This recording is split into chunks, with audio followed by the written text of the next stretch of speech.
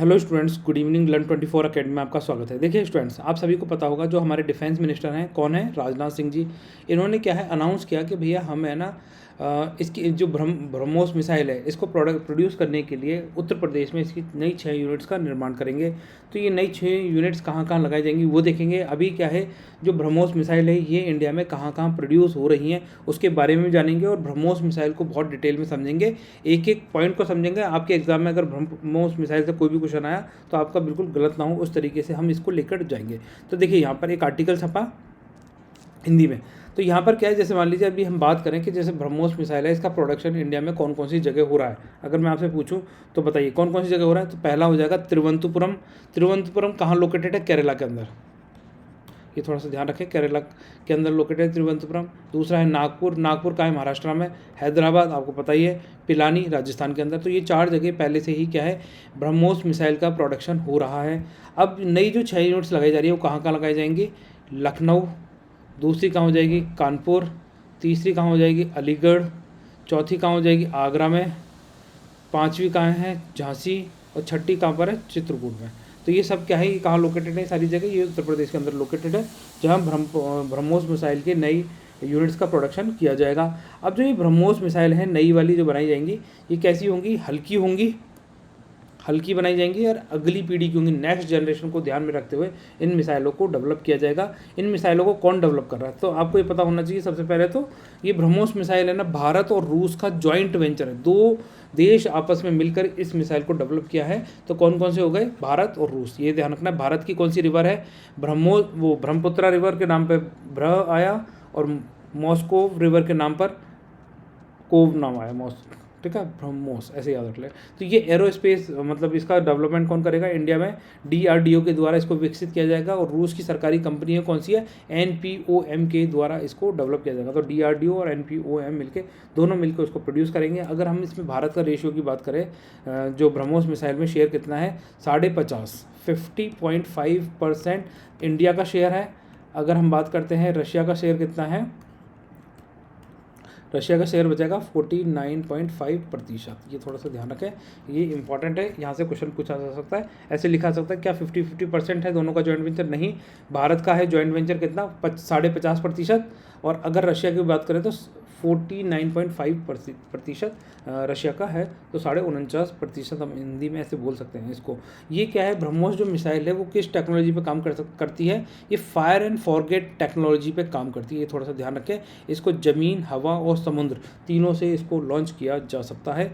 ये इतना थोड़ा सा ध्यान रखना है। तो हमारे देश में अगर ये 6 यूनिट्स और डेवलप हो जाएंगे तो हर वर्ष एवरी ईयर हम कितनी 100 से 150 ब्रह्मोस मिसाइलों का प्रोडक्शन कर पाएंगे। तो ये काफ़ी ज़्यादा हमारी जो इकोनॉमी को भी फ़ायदा है और हमारी जो स्ट्रेटेजिकल जो सेफ्टी के नज़रिए से देखा जाए तो उसके लिए भी ये काफ़ी ज़्यादा इंपॉर्टेंट है। हमारी जो सीरीज़ चल रही है ये वाली, जिसमें हम प्रमुख मिसाइलें कर रहे थे, कल हमने देखा था इसमें K4 मिसाइल को इसमें अच्छे से देखा था और ये पूरी डिस्कस करी थी। जिसने लेक्चर नहीं देखा है K4 मिसाइल का, इसको देख लीजिए, काफ़ी ज़्यादा इंपॉर्टेंट है। बहुत डिटेल में बहुत अच्छे से K4 मिसाइल जो किलर K4 मिसाइल के नाम से जानी जाती है, इसको हमने डिस्कस किया था। आज हम इसका कर रहे हैं ब्रह्मोस मिसाइल के बारे में इसका डिस्कशन कर रहे हैं और पाकिस्तान की ये शाहीन, अब्दाली, हल्फ जैसी मिसाइलों के बारे में भी हमने इसमें देखा था। तो ये क्या है, पूरा डिटेल में लेक्चर है K4 के अंदर, तो वहाँ से आप इसको देख लीजिए। अभी हम कर लेते हैं ब्रह्मोस मिसाइल के बारे में, ठीक है। तो देखो ये ब्रह्मोस मिसाइल क्या है? वर्ल्ड की फास्टेस्ट, दुनिया की कौन सी फास्टेस्ट सुपरसोनिक क्रूज मिसाइल है। तो ये इसकी वजह से क्या है, पाकिस्तान टेंशन में भी है। और ये जो हमारे राजनाथ सिंह हैं इन्होंने ब्रह्मोस एरो स्पेस फैसिलिटी कहाँ पर इस्टेब्लिश करने की बात करी है? लखनऊ में इसको दिया कहा है। और उसके साथ साथ जो अन्य स्थान है वहाँ पर ये ब्रह्मोस एरोस्पेस फैसिलिटी को डेवलप किया जाएगा। अब देखो जो ब्रह्मोस मिसाइल है इसके बारे में पता होना चाहिए। तो इसकी रेंज कितनी है? अप टू 300 किलोमीटर इसकी रेंज मानी जाती है। तो has the range of 290 to 300 kilometre इसकी रेंज आप बोल सकते हैं। फास्टेस्ट क्रूज मिसाइल है। जिसकी स्पीड की बात करें तो मैक 2.8 जो नियरली कितना है 3 times of speed of sound के बराबर इसकी स्पीड मानी जाती है। ये थोड़ा सा ध्यान रख सकते हैं। देखो यहाँ पर क्या होगा, अगर हम ये बोल रहे हैं 2.8 तो 3 मैक भी इसको बोला जा सकता है कहीं पर, ठीक है, MACH। तो ये मान लेना कि 3 गुना तक है इसकी स्पीड। अब देखो ब्रह्मोस किसके नाम पे पड़ा है, तो ब्रह्मोस नाम पड़ा है Brahmaputra river and Moscow river के नाम पे इसका नाम पड़ा हुआ है। तो ये इतना याद रखना। इसके जो शुरू के वर्ड हैं BRAH, तो BRAH ब्रह्मपुत्रा का यहाँ से ब्रह्म निकला है, और मॉस्कोव से MOS से निकला है मॉस, ये थोड़ा ध्यान रखें। इसमें क्या है, 2 स्टेज इंजन लगाए गए हैं। जो पहला स्टेज इंजन है वो कैसा है, सॉलिड है। सेकंड जो स्टेज है वो कैसी है, लिक्विड है। और लिक्विड में भी कौन सा, राम जेट इंजन का इस्तेमाल किया जाता है, ये इसको याद रखना। और इसके अलावा अगर हम बात करते हैं जो ब्रह्मोस मिसाइल है, आप ये देख पा रहे हैं, ये जो हमारे डिफेंस पर्सनल्स हैं ये इसकी क्या साफ सफाई कर रहे हैं, इसको चमका के रख रहे हैं, ठीक है। तो इसको क्या है, लैंड, ज़मीन, हवा और पानी तीनों से इसको लॉन्च किया जा सकता है। हमने इसको काफ़ी अच्छी कैपेसिटी डेवलप करी है। और कौन से प्रिंसिपल पे काम करता है, फायर एंड फॉरगॉट प्रिंसिपल पे। एक एग्ज़ाम में लिखा आया कि इनमें से मतलब जो नीचे जो मिसाइलों के नाम लिखे हुए हैं, इनमें से कौन सी missile fire and forgot principle पे काम करती है। तो यह आपको याद रहेगा, फायर एंड फॉरगॉट प्रिंसिपल पे कौन सी मिसाइल काम कर रही है, ब्रह्मोस मिसाइल काम कर रही है। तो ये थोड़ा सा ध्यान रख लेना, ठीक है। अब आ जाओ इसके बारे में थोड़ा डिटेल में जानते हैं ब्रह्मोस मिसाइल के बारे में। तो देखो यहाँ पर ये 26 जनवरी की परेड है 2006 की। कौन से वर्ष की, 2006 में 26 जनवरी पर इसको प्रेजेंट किया गया था। हमारे जो इंडियंस हैं और दुनिया भर के सामने इसको प्रदर्शित किया गया था ब्रह्मोस मिसाइल को। तो ये थोड़ा सा ध्यान रख सकते हैं। 2005 के अंदर इसको क्या है, कमीशन किया गया था, तीनों सेनाओं को इसको दिया गया था, ये थोड़ा ध्यान रखें। तो ये कौन कौन से टाइप में आती है, तो हम बात करें तो cruise missile, air launch cruise missile, anti ship missile, land attack missile, surface to surface missile and submarine launch cruise missile के रूप में इसको जाना जाता है। इसके जो टाइप हैं, वेरिएंट हैं, वो कौन कौन से हो गए, ये इन वेरिएंट के अंदर आती है। तो ऐसा नहीं है कि एक ही वेरिएंट बनता है, इसका ब्रह्मोस नाम रहता है पर वेरिएंट अलग अलग बदल जाते हैं। ये cruise missile, air launcher missile, anti ship missile, land attack missile, surface to surface missile, submarine launch cruise missile के रूप में इसको जाना जाता है। इसको इंडिया एंड रशिया के द्वारा डेवलप किया गया है। नवंबर 2005 में इसको सर्विस में लिया गया था। इसको हमारी जो इंडियन आर्मी भी यूज़ करती है, इंडियन नेवी यूज़ करती है, इंडियन एयरफोर्स यूज़ करती है।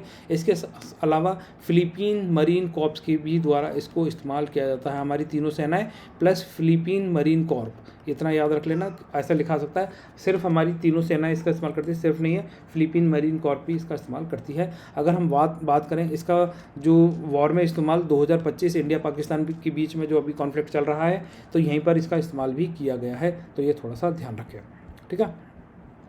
अब देखिए डिज़ाइन, इसका जो डिज़ाइनर है वो कौन सा है, DRDO defence research and development organisation, ये तो इंडिया की हो गई, ठीक है।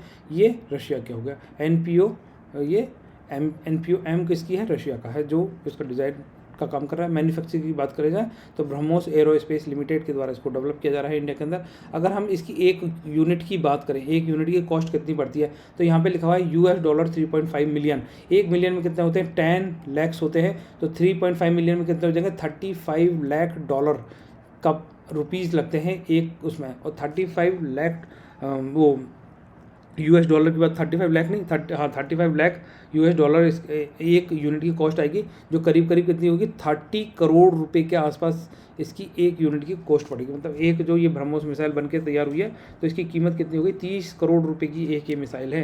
ये थोड़ा सा ध्यान रखें। इसके वेरिएंट हैं, शिप से इसे लॉन्च किया जाता है, land, submarine, air launchers, BrahMos, ये अलग अलग इसमें इसको लगाया गया है। अगर हम बात करें इसके ये सारे मास, लेंथ एंड डायमीटर, ये आपसे नहीं पूछे जाएंगे एग्जाम में, पर आपसे वॉरहेड के बारे में पूछा जाता है जनरली कि इसकी कैपेसिटी कितनी है।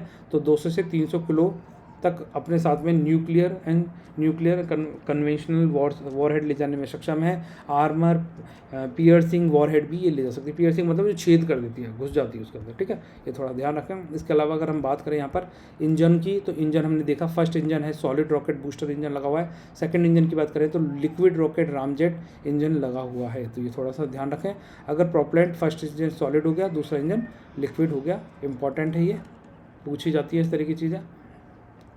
फिर ऑपरेशनल रेंज की बात करें, अगर जैसे मान लीजिए इसको शिप या लैंड प्लेटफॉर्म पे इसको कमीशन किया हुआ है, तो यहाँ पर क्या है, 800 से 900 किलोमीटर तक की इसकी मारक क्षमता है। अगर इसको हवा में प्लेस किया हुआ है तो 450 से 500 किलोमीटर तक ये आसानी से मारने में सक्षम रहती है। और एक्सपोर्ट में इसको 290 है। जैसे मैं एक्सपोर्ट मतलब दूसरी कंट्री को इसको बेचना है, तो अपन इसकी रेंज कम करके देते हैं, 290 किलोमीटर तक की इसकी रेंज के साथ में देते हैं, जैसे फिलीपींस मरीन कॉर्प को अपने दिया है, ठीक है।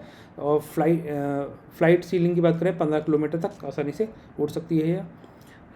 एल्टीट्यूड की बात करी जाए तो ये बिल्कुल निम्न, जो बहुत समुद्री तल से करीब करीब कितना 3 से 10 मीटर तक की ऊंचाई पर ये आराम से उड़ सकती है, बहुत लो, जिससे क्या होता है ये रडार की पकड़ में नहीं आता।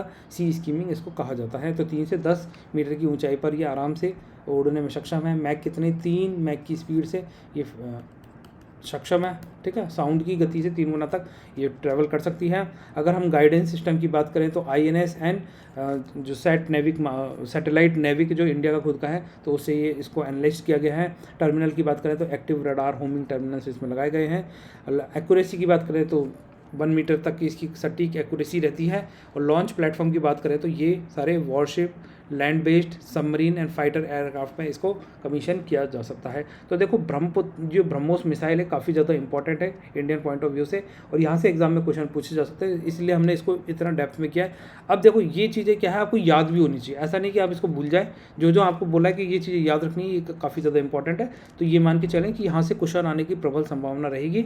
जब भी कोई हॉट टॉपिक रहता है न्यूज़ में, इसका काफ़ी ज़्यादा रोल है। साथ में आपको पता ही है कि भैया जिस तरीके से इंडिया पाकिस्तान के बीच में न्यूक्लियर वॉर के बारे में बात चलती रहती है कि भैया पाकिस्तान न्यूक्लियर मिसाइलें छोड़ देगा, तो हमें पता होना चाहिए कि हमारी कौन कौन सी मिसाइलें हैं जिनमें न्यूक्लियर कैपेसिटी है, जो न्यूक्लियर वॉरहेड ले जाने में सक्षम है। तो ये वाली मिसाइलें हैं। तो इन सबको एक एक करके हम देख रहे हैं। हमारी जो सीरीज चल रही है, तो इसमें आप ये सारी चीज़ें याद कर सकते हैं अपने एग्जाम पॉइंट ऑफ व्यू से। तो ठीक है स्टूडेंट्स, फिर मिलते हैं नेक्स्ट लेक्चर में। तब तक के लिए बाय। आप सब लोग खुश रहें, अपना ध्यान रखें। और भी आपके कोई डाउट्स हो तो मुझे कमेंट सेक्शन में जरूर लिखें। जाते जाते आपसे क्वेश्चन पूछ लेता हूँ, बताऊँ।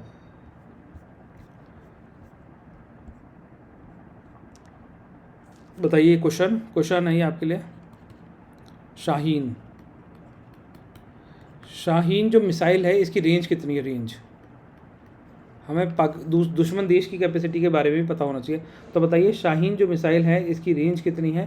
तो कमेंट सेक्शन में जरूर लिख के बताएं, ठीक है। और हालांकि एक क्वेश्चन अपने इंडिया से ही पूछ लेते हैं। क्वेश्चन नंबर 2 बताइए, रिवरों के नाम बताइए। कौन कौन सी रिवर के नाम पर ब्रह्मोस मिसाइल का नाम पड़ा है? ठीक है, रिवरों के नाम बताने दोनों के, इंडिया एंड रशिया, दोनों के नाम बताइए। कौन कौन सी रिवरों के नाम पड़े, कमेंट सेक्शन में जरूर लिखें। मुझे पता चलेगा कि आपने लेक्चर कितना सीरियस होकर देखा है। तो इन दोनों क्वेश्चनों का आंसर कमेंट सेक्शन में लिखें। फिर मिलते हैं स्टूडेंट्स नेक्स्ट लेक्चर में। तब तक के लिए बाय। आप सब लोग खुश रहें, अपना ध्यान रखें, ठीक है स्टूडेंट्स।